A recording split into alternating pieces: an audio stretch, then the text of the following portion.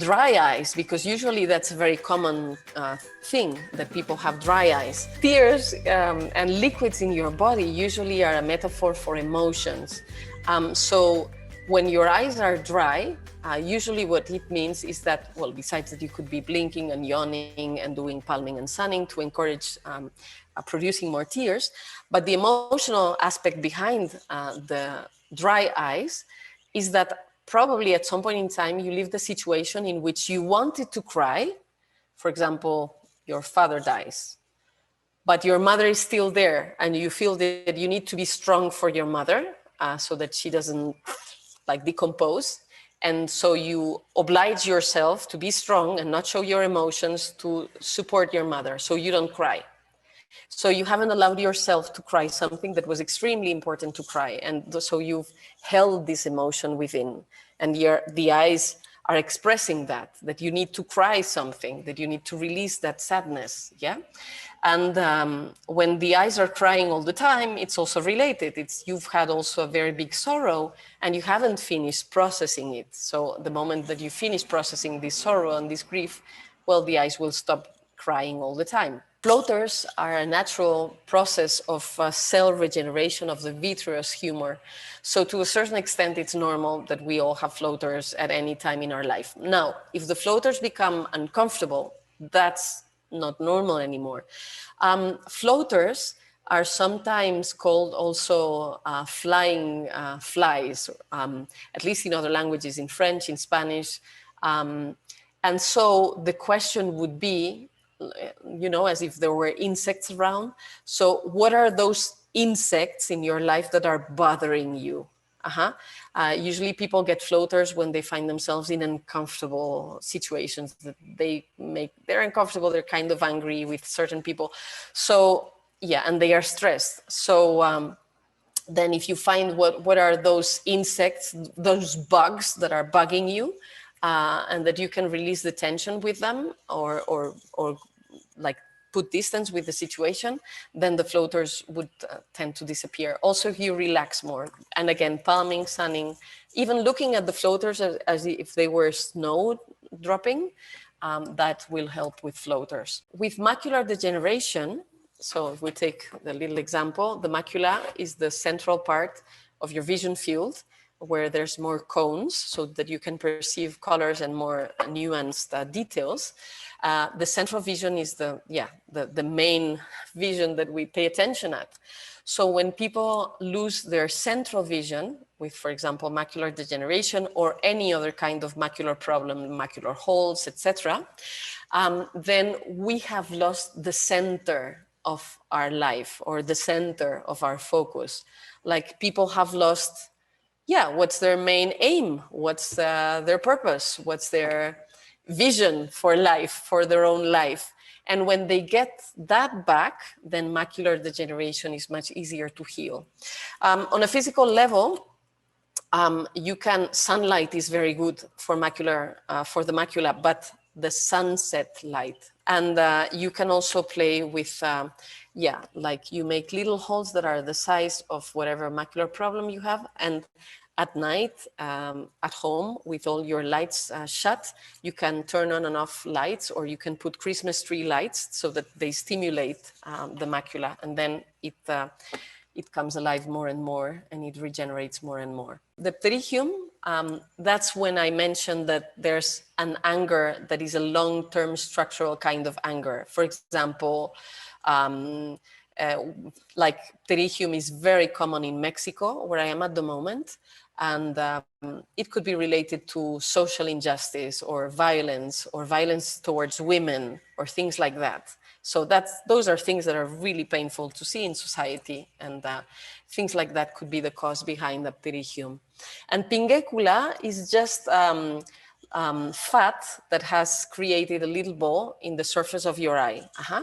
And usually it doesn't have any functional consequence. People with pingecula can see very well, but because it is a ball of fat that has formed in your eye, every time there is a ball being created in your body, usually it means something that you are holding and you're not expressing, something that you're holding within and you're not yeah, expressing it to the world or sharing it to the world. So maybe there's something that you have seen and that you didn't allow yourself to express it. But anyway, in terms of seeing, it doesn't have any importance really. You can see very well with it. You're trying to help your father who has recently become blind from glaucoma and an unsuccessful trabeculectomy. Yes. Yeah, and he can only see fingers during an eye exam. Is there still hope? He's 90. Well, if he still has the eyeballs, and I believe he does, and the eyeballs are connected to the brain through the optic nerve, and I believe there is still some of that connection, there is the possibility for improvement. Now, I have to say, when there has been so much of a damage, it will take much longer, and it will take a lot of perseverance and time and dedication. But I do have cases of people who had become blind from glaucoma and who have increased and recovered a lot of their eyesight. Not 100%, but a lot. And a lot is already changing your quality of life. So I think it's worth the try, it's worth the ride. Now, when somebody becomes blind, and we have the example also of Ray Charles, the famous musician, maybe if you've seen the film, it shows very clearly what was the emotional impact that caused the blindness for Ray Charles. When he was a kid, he was playing with his brother that was younger than him, but they were really very small, very little young children. And they were playing around and running around. And then the younger brother, Ray Charles' brother, bumped into something that had water in it and drowned before of his eyes. And he couldn't interpret the situation of whatever was happening. He didn't know. So he saw his little brother drown, and when all the adults came, and it was a big drama, of course, the first reaction of the mother was to make him guilty of the death of the brother. And he couldn't see life with that. He couldn't see life with the guilt of having killed his brother. Of course, he hadn't, but that's what he believed. That was the shock that he got at that very intense emotional moment. And in the film, you can see how this image of his brother drowning is coming as a nightmare by day and by night throughout his life. So you can understand why he became blind. So behind blindness, there really is something that is very painful for the person to look at. Yeah.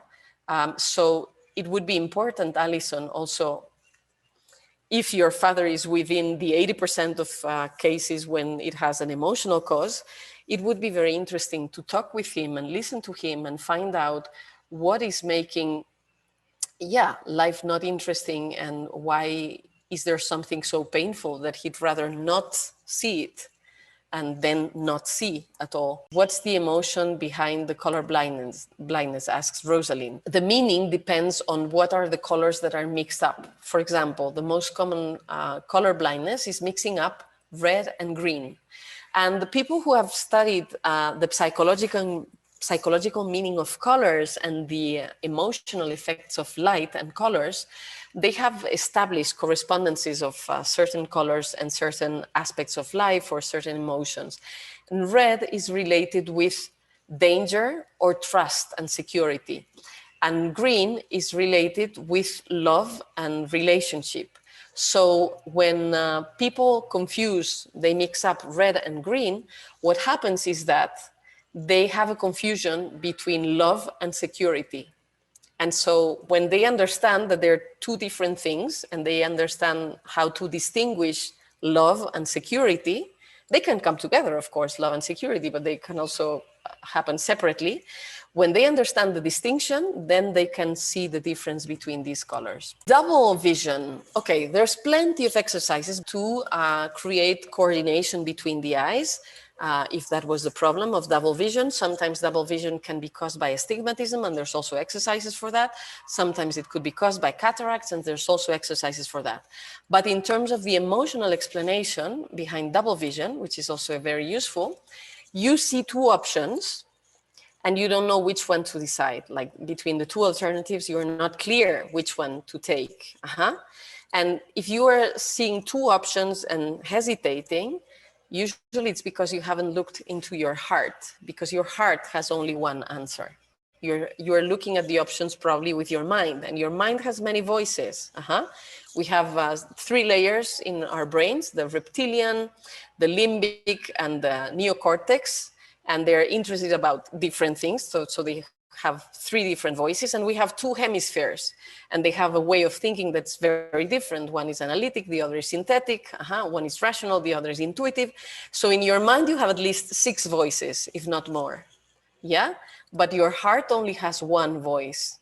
And the heart is also related to the brain. It's connected with the insula in the brain, which is the part of the brain that synthesizes all the information that's been around. And it's expressed in the neurons in your heart.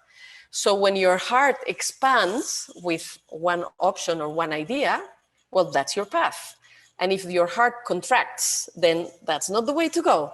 So if I were you and you have identified what are the 2 alternatives that you are looking at and that you cannot choose, well, imagine yourself in one of them and pay attention at what does your heart, is your heart expanding or is it contracting? And then think about the other, imagine yourself in the other option and observe, is your heart expanding or contracting? And there you have the answer. Usually there's one option where your heart is going to be like, woohoo, well, that's the way to go. I was born with strabismus, with a big squint. I look like this, yeah. So, so I can relate to that eye problem. Behind strabismus, so we have 2 eyes. So we have each of our eyes that relate with different aspects in our life. And when people have strabismus, this usually happens when you're a child, very often the strabismus, the squint, reflects the perception of the child of the relationship between the parents. And I insist on the perception of the child, because sometimes what the couple shows outside and what's going on between the 2 partners may be different. Maybe they find balance among themselves, but people watching it from outside may feel it or perceive it as an imbalance. So when children have strabismus or squint, what they are perceiving is mom and dad do not get along, they do not work well together, they don't communicate well.